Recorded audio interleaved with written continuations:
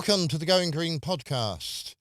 Cop28 is virtually upon us, but I want to go back and have a look at some of the pledges we made in Cop26 and see, well, how have we got on? How did we do with those pledges? We'll have a look at that over the next 30 minutes or so.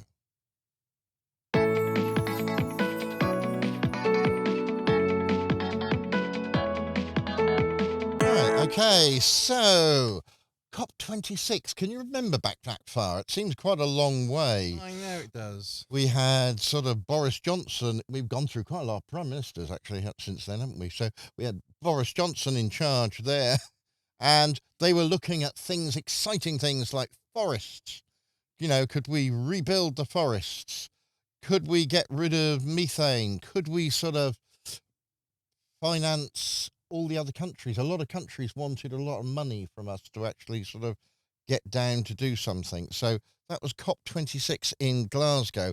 Hundreds of governments, private institutions, they all sort of were making pledges to do this, that, and the other. And there were a few notable exceptions of certain countries that didn't really make sort of good pledges. And, well, how have we got on so far, Paul? Well, it's one of those things where we've sort of done stuff. Stuff's been happening, but I wouldn't say no progress has been made, but it's one of those things where actual measurable progress hasn't been made, but progress has been made in regards to, we made these pledges or things like to do the forestry. And of course, lots of places are now measuring their deforestation or their reforestation levels. So it's one of the things where, have we committed to actually bringing those things down? The answer is no. Are we now actually measuring what we need to measure to determine if we are keeping to that goal? The answer is yes. So, it's one of those odd things where where the pledges are, the answer is we're measuring them, and the fact that previously when we weren't, it's sort of like, well, how do we know we're doing any better? This is the whole case in point. This is what people are now looking up and trying to work out strategy to do things. But of course, you've got to work out how to measure things going forward. So that's one of the major sort of points is all these things are they're not being measured, but those places are setting up things to measure and organize and understand what they do. It's like, yes, you can reforest, an area, but you need to work out not where the area is, but how many trees are in the area compared to normal, compared to how much you reforested or deforested. Well, the pledge was to end and actually start reversing deforestation by 2030. A few years have passed, and, well, certain countries sort of said they were going to do various bits and pieces, and certain countries, well, they haven't. So we had, 140 countries joined the coalition, and there were really big countries in there that said they were going to do something like Brazil. Yeah, they said Brazil was things. They said virtually these 140 countries, which cover actually 90% of the world's forests. That's one of the big things to do. So, because of course, places where like Saudi Arabia and those sort of lovely Middle Eastern countries where there's hardly a tree in sight. Well, there's not a lot they can do. Not a lot really. they can do. So yeah, it was. But it is countries like Brazil, Indonesia, and things like the Dominican Republic of Congo, which cover most of the forests of the world. That's where they are, but they're still chopping down forests. Yeah, so they don't seem to. Yeah, they got this end it by 2030. I almost get the feeling they want to sort of carry on until 2029 and 7/8. Yeah. Unfortunately, yeah. So, but the point that they're making is, of course, unfortunately, they plotted a nice line since where we were at COP26 And then they said, of course, that's how much the deforestation area per year, as in that's how the area they deforest per year. And they drew a nice line from that level to obviously zero, with a line saying 2030. And basically, then we're saying, right, so last year in 2022, I say 2022, I'll get the years right. Uh, the we were actually 21% higher in deforestation amount, as in the rate of deforestation. Yeah, it actually went up. Well, I wouldn't say it went up. Well, it did. In my book, it went up by about 6.6%. Yeah. And it should have gone down a bit, which is why it should have gone down 21%. Yeah, the answer is it should have gone. The target was to reduce it by 21%, and unfortunately, it actually stayed the level same or a bit higher, or by 6%. Meaning, of course, the difference between the target level and, of course, welcome statistics. So that's what they're going to be talking about at this COP, saying, look, we've missed the target, and the gap difference is getting bigger. What can we do now extra to deal with that? That's essentially what all these COPs basically do in relation to, things are decided at previous ones, and then they're always looked at and sort of reviewed and see if they can do anything this time. So, that's probably not on the agenda this year, I'm afraid, because they have to decide it. But is that something to look at later that they need to come back on? I know on the agenda this year, they're more talking about methane, because it's one of those things where loads of places said, yes, we'll cut it, but no target. So they want to actually set targets. And well, it's bad enough, though, when you set a target and you don't sort of succeed in doing it. Put in perspective how much of the world's forests have disappeared each year since COP26, and that's a forest the size of the Republic of Ireland has disappeared each year. And that's sort of a lot of forest to disappear. yes, And the other problem is, of course, if you want to sort of replace these forests, where are you going to get the trees from? And I know one of the problems, if you take a tree, let's suppose you take a tree, you take a little seedling and it's going to be about yay high, and it's sort of, we've got to the bit where it's already germinated because, you've got a problem there. Then I've got to manage to turn that into a tree that's going to survive. And that's going to take quite a few years because you plant a tree and probably the first thing that comes along is sort of I don't know, a squirrel. rabbit, Well, I was gonna say squirrel, yeah. or something like that. Yeah, well, squirrels come along, get rid of the seeds in the first place. Then along comes the rabbit, and it says, "Oh, look, there's a nice couple of leaves here. That's that tree gone." Then they grow up a little bit more, and the deer come along and say, "Oh, yeah, I can manage to eat those leaves." So that's that one gone. They get a little bit bigger, and the squirrels decide that that bark would be better somewhere else, and they ring the tree, and that kills it. So you've actually got to get a tree to a reasonable state before you can sort of cope with it. So just planting a tree is no good. You've actually got to plant a reasonably mature tree, which means we've got to have a lot of trees. And how do you fancy growing sort of, I don't know, 3 Ireland or 4 islands worth of trees ready to plant throughout the world Every year. every year? And that's a problem. Yes, and this is why doing these COPs and sort of reviewing sort of where we are on these pledges that we've previously made. We'll look at the pledges next year for COP27. Taking a couple of years to actually look at them and showing what we're doing to do. Are we increasing the amount of, I say, tree production? That's the wrong way to put it, but actual tree forestry, as in tree growing production? And the answer is there's no signs that we are. Even though we need to grow the tree a size of Ireland every year, there's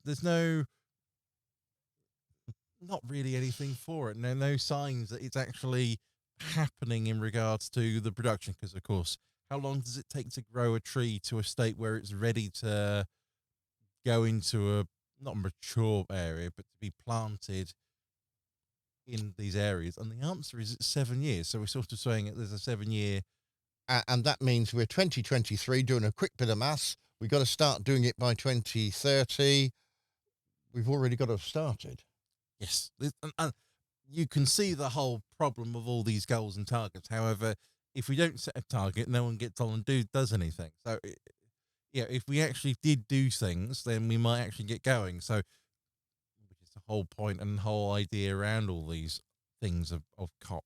So, but that's where looking and reviewing these targets, you can see then that people aren't doing enough, governments aren't doing enough, private firms aren't, everybody's not doing enough. And that's just one of those unfortunate things where, but if we don't say we're not doing enough, no one does any more. So, although it's sort of, it's sort of like bad, you haven't been working hard enough on it.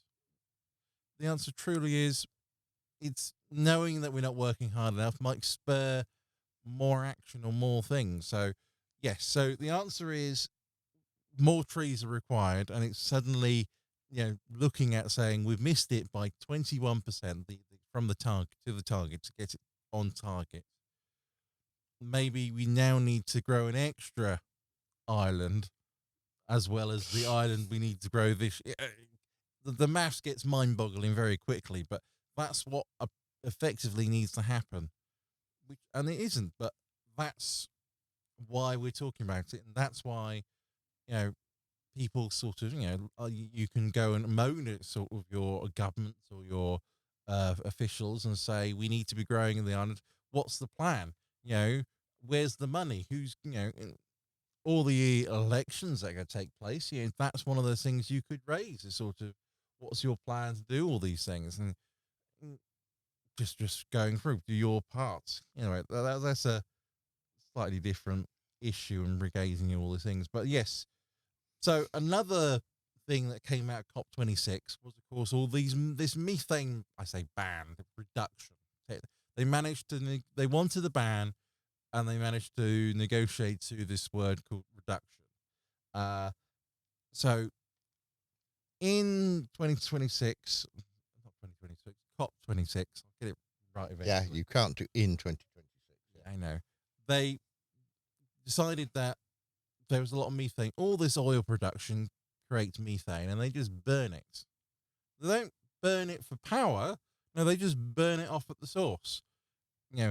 And basically, as we know, that methane is something daft like 40 times worse than CO2 for its greenhouse emission effect. But that's why you burning it's a good idea. Sounds a crap idea, actually, but that's why they burn it, because if you just release the methane, that's really bad. Whereas if you burn it, it turns into CO2, and that's 40 times better, isn't it? Well, 40 times less. Yeah. I don't think better is definitely the word I would choose if I was actually doing this, but that's the way it goes. So yeah, so that's the whole reason behind all this. And we said, well, daftly, could we do two things? Actually, well, firstly, don't release the methane at all, and then potentially, could you not burn that to generate power later down the line? As in, instead of just capping it off and preventing it being released, could we use it? Now, these are the ideas that they had, sort of the idea of, because they're not talking about, they just want methane production or methane levels being reduced, which is the whole, thing. Whether it's burning it or using it, they didn't care how it was used. They just wanted a reduction in the amount is being emitted. That's the actual what the targets are being set for, rather than sort of saying, emitting it. And one of the things, of course, is they're saying lots of places who emit the methane. These are I say oil production, but it's not quite oil in relation to its natural gas, and it's a whole bunch of extra things. They've been not doing anything. And so, of course, the amount of methane in the atmosphere is increasing. Who would have known? If you don't do anything, it increases. Which is one, again, looking at these targets, looking at the measuring of all these things are going through. And so at COP28, uh, I think China and America are set to do a deal on methane reduction. Uh, well, it's oil production, but methane reduction. A deal essentially on getting going on this methane reduction. And of course, the EU are set to introduce a new fuel ban where they're proposing to um, limit the amount of fuel they buy by setting a methane cap, as in how much methane is produced per unit of fuel, and then they're setting a cap on that. So then they can now only buy amount of the methane cap, and so therefore reducing the amount of oil they can physically buy, which of course that incentivizes if companies want to then sell to the EU, they need to reduce their methane because then they can sell more because they've got this cap on not amount of oil they're buying at, but the amount of methane that's being produced. So it's all these sort of sideways sort of approaches, and how do you approach these sort of bans and things, and potentially you're looking at a huge deal where that could be quite beneficial because that's going to emphasize that EU is only going to buy oil if it's low methane emitting. In which case, then, if your oil's low methane emitting, you're going to get a better deal or more money.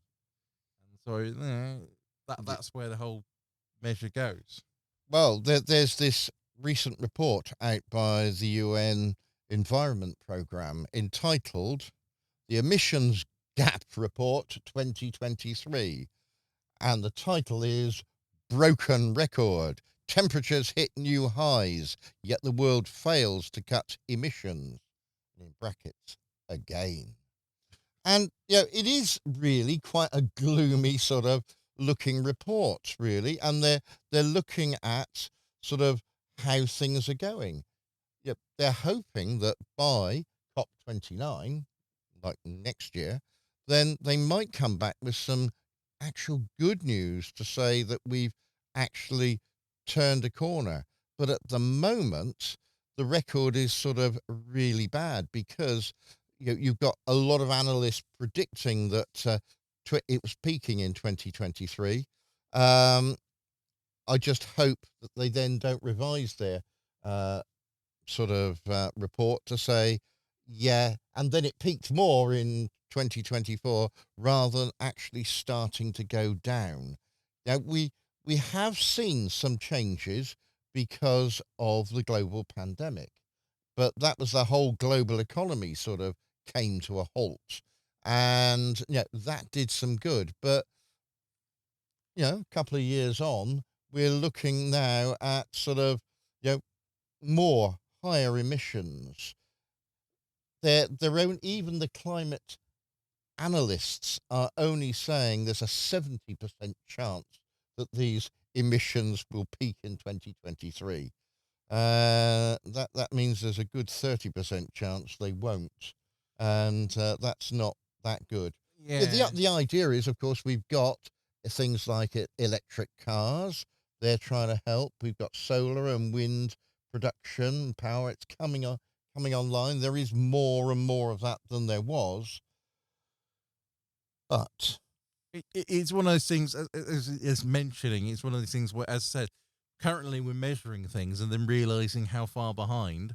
And it's a simple saying is no one's being held accountable, which is the whole point of things. Oh, we missed the target. Oh dear. What's a shame.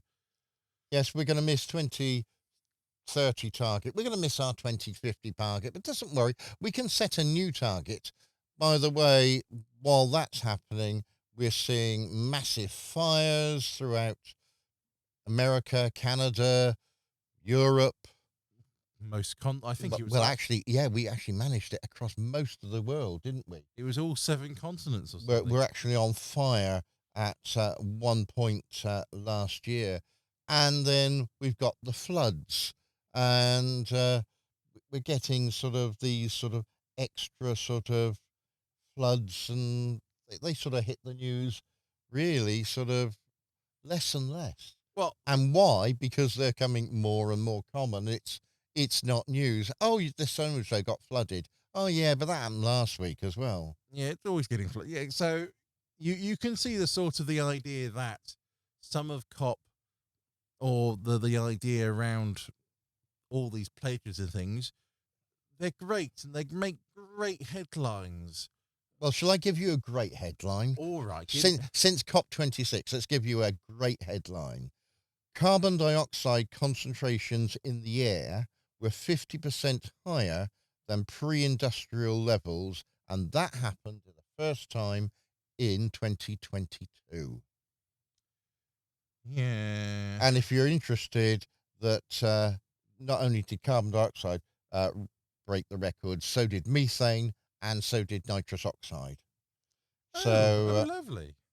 yeah, and of course, as that happens, then the Earth's temperature rises. The Earth is now what, 1.25 degrees warmer, hotter, if you like, than it was in the latter half of the 19th century. And we're worried about this 1.5, and this 1.5 is bandied around as sort of the point of no return. Well, we're looking at some of that being hit. Well, some of it was being hit this year, and so we'll see how it goes. But we're still well on course for a 2 to 3 centigrade rise by, well, this is the interesting question. When some the analysts here give between 2050 and 2080, so that's not great help. No, yeah, and it's challenging all these figures and things, and people not doing things, which is that's the whole reason we're talking about all these things. You know, there are some things that have been happening in regards to more financial pledges being made, but once again, they're pledges; they're not actually delivering them. You know, I know there was a deal with Australia and a small country. They decided to um, do a deal over um, not resettling, but over the sort of loss and sort of there was a deal. Yeah, I can't say much. And they were Australia were going to house basically people lost by their habitat and basically resettle them. And it's one of those things where there are all these lovely financial pledges, and they say lots of money from rich countries to help poorer countries adapt, and all these sort of things, and going through. And the answer is yes, they're working. These monies are being, I say, shared. Well, yeah, given, yeah, okay. But So, but the rich countries here look like they are going to meet their financial commitments to provide the sort of 100 billion a year climate finance. The only problem is that they promised to do it in a particular year, and they're running behind. I think they're something daft like 5 years behind where they're Yes, something like that. Yeah. something. It's something they said they were going to do it by this date, and well, they haven't managed to. And I think it was at COP26, they sort of figgled the numbers, and they managed to sort of say, by this date we'll be getting there. And the answer was no. The goal was this one, and so. As I said, the goalposts keep moving, but there's no reason people can't keep the goalposts stable. There's no Global pandemic. Oh no, that's ruined our economy. We've got to keep our money and look after ourselves first. Yeah. which is reset all the goal. Yeah. And that really did reset all the goals, and they said, yeah, we've got to try and do something here, sort our country out. We promise we'll still pay the money, but we'll pay it a little bit later. Well, speaking Yeah. of sort of those ideas about sort of not breaking pledges, but failing to actually not to commit to pledges, but sort of acting on the pledges that they've made. We can actually talk about sort of how many pledges have been broken or technically violated, if that makes any sense. Yeah, go on then. Right? And so it's one of those things where you can look at the numbers, and I can tell you that the Netherlands, a very surprising country, is actually breached approximately 200 climate pledges already. And that's startling. You say, what the Netherlands? You think that's a bit daft. Anyway, so that people behind. And sort of, we can look in sort of like other countries, like Switzerland. What? Switzerland? They're also breaking the same nearly the same amount. They're actually breaking more, sort of like 400 climate pledges. And these are the previous sort of set pledges from all the COPs so far that they're behind on. And that's how the number of pledges they've made and they've failed to actually achieve. They're not saying they're not working towards them. That's, of course, they missed the deadline on this year. So that's sort of one violation. So you add them up, and it's just every year say how many, previous pledges you made. You've got a list. How many of them have you achieved and how many you failed? And the answer is that's how they make up the violation list. So it's not necessarily they're not working towards them, but they said how many years did they make? Could they make their goal? Did they actually reach their target? And the answer was no, failure. So going through the list of sort of introducing the bad people, sort of Germany's got 500 of these violations, which is surprising. As I said, these are all not surprising, but surprising in regards to what Germany's behind in its climate pledges. So, but the interesting one, of course, is you see, Italy. Italy is huge behind their climate pledges. Almost over 1,000, which is sort of like going, how does that work? How can you be behind 1,000 pledges? How many pledges were there to actually be behind? To fail 1,000, it sort of makes the mind boggle here. Yes. Yeah, and of course, definitely sort of the good one is sort of America is sort of huge amount of, because it doesn't seem to be able to actually make any of the pledges it's made in any of the COPs. It's one of those things where and so that's one of those things. Now it's one of those odd things where you hear these numbers are sort of like how many pledges, but it is sort of it's an ongoing tracker and sort of an ongoing list of pledges. So it's sort of and some of these pledges they've broken and haven't kept because of course everybody's changed what they're doing. So of course they're not. But this is where statistics doesn't help. Is sort of they've broken their promise because they're now planning on doing something else in relation to that promise. Well, there's also the countries that didn't actually promise to do anything and have actually honoured those pledges because they really haven't done anything. But there are a few countries that are actually now changing their tune a little bit. China, for instance. China was sort of not interested in doing things, and now they say they will reduce this, that, and the other. They're not necessarily going to give you a date, but they've actually said they are going to reduce. They're now And that's progress. Exactly, and this is what COP's basically about. He's making these small, slow changes.